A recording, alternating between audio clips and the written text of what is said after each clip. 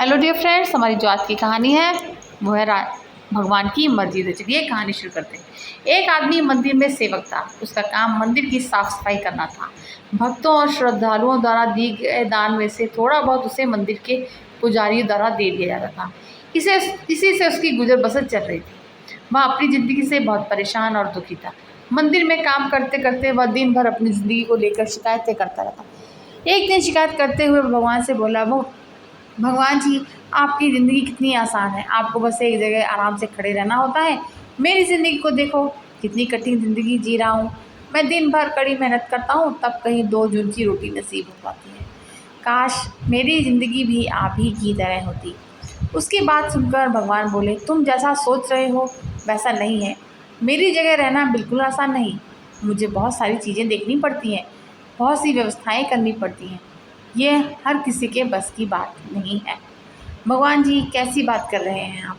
आपका काम आसान ही तो है।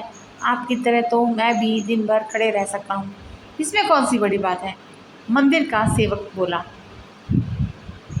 तुम नहीं कर पाओगे। इस काम में बहुत धैर्य की आवश्यकता पड़ती है। भगवान बोले, मैं ज़रूर कर पाऊँगा। आपको मुझे एक दिन अपनी ज़िंदगी जीने दीजिए। आप जैसा बताएंगे मैं वैसा ही करूँगा। मंदिर का सेवक जिद करने लगा। उसकी जिद के आगे भगवान मान गए और बोले, ठीक है, आज पूरा दिन तुम मेरी ज़िंदगी जियो। मैं तुम्हारी ज़िंदगी जीता हूँ, लेकिन मेरी ज़िंदगी जीने के लिए तुम्हें कुछ शर्तें माननी होंगी। मैं हर शर्त मानने को तैयार हूँ भगवान जी। सेवक बोला, ठीक है, तो ध्यान से सुनो। मंदिर में दिन भर बहुत से लोग आएंगे और तुमसे बहुत कुछ कहेंगे। कुछ तुम्हें अच्छा बोलेंगे तो कुछ बुरा। तुम्हें हर किसी की बात चुपचाप एक जगह मूर्ति की तरह खड़े रहकर धैर्य के साथ सुननी है और उन पर कोई प्रतिक्रिया नहीं देनी है। सेवक मान गया। भगवान, उसने अपनी ज़िंदगी एक दिन के लिए आपस में बदल ली। सेवक भगवान की जगह मूर्ति बनकर खड़ा हो गया। भगवान मंदिर की साफ सफाई का काम निपटा कर वहाँ से चले जाते हैं। कुछ समय बीतने के बाद मंदिर में एक धनी व्यापारी आया। भगवान से प्रार्थना करते हुए वो बोला, भगवान जी, मैं एक नई फैक्ट्री डाल रहा हूँ। मुझे आशीर्वाद दीजिए कि ये फैक्ट्री अच्छी तरह से चले और मैं इसमें अच्छा मुनाफा कमाऊँ। प्रार्थना करने के बाद वह प्रणाम करने के लिए नीचे झुका तो उसका बटुआ गिर गया। जब वह वहाँ से जाने लगा तो भगवान की जगह खड़े मंदिर के सेवक का मन हुआ कि उसे बता दे कि उसका बटुआ गिर गया है, लेकिन शर्त अनुसार उसे चुप रहना था।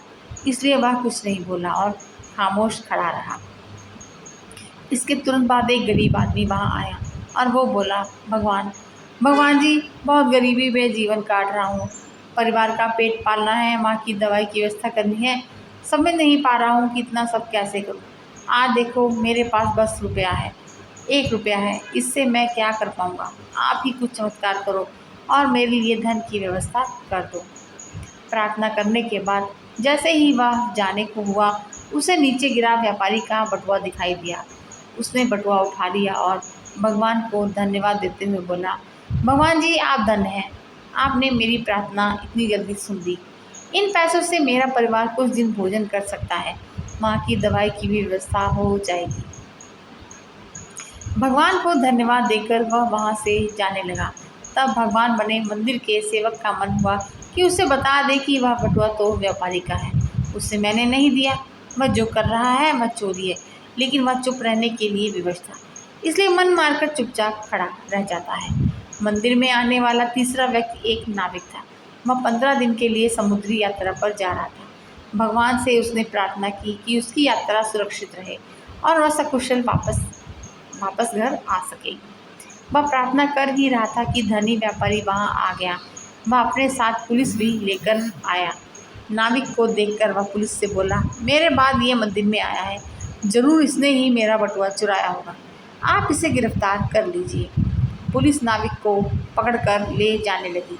भगवान बने आदमी को अपने सामने होता हुआ ये अन्याय सहन नहीं हुआ।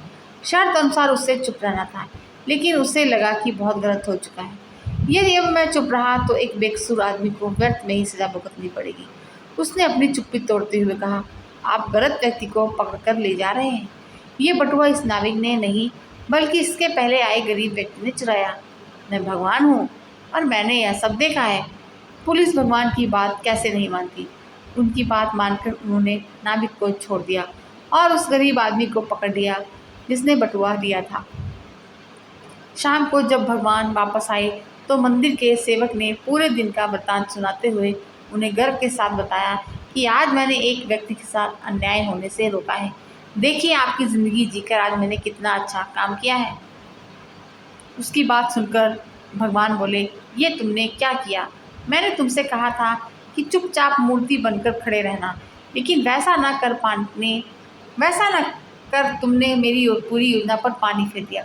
उस धनी व्यापारी ने बुरे कम करने के इतना धन कमाया है, यदि उसमें से कुछ पैसे गरीब आदमी को मिल जाते तो उसका भला हो जाता और व्यापारी के पाप भी कुछ कम हो जाते। जिस नाविक को तुमने समुद्री यात्रा पर भेज दिया था, अब वह जीवित वापस नहीं आ पाएगा। समुद्र में बहुत बड़ा तूफान आने वाला है। यदि वह कुछ दिन जेल में रहता तो कम से कम बच जाता। सेवक को यह सुनकर एहसास हुआ कि वह तो बस वही देख पा रहा था जो आंखों के सामने हो रहा था। उन सबके पीछे की वास्तविकता को वह देख ही नहीं पा रहा था, जबकि भगवान जीवन के हर पहलू पर विचार कर अपनी योजना बनाते हैं और लोगों के जीवन को चलाते हैं। तो फ्रेंड्स, कहानी सुनने के लिए आपका बहुत बहुत शुक्रिया।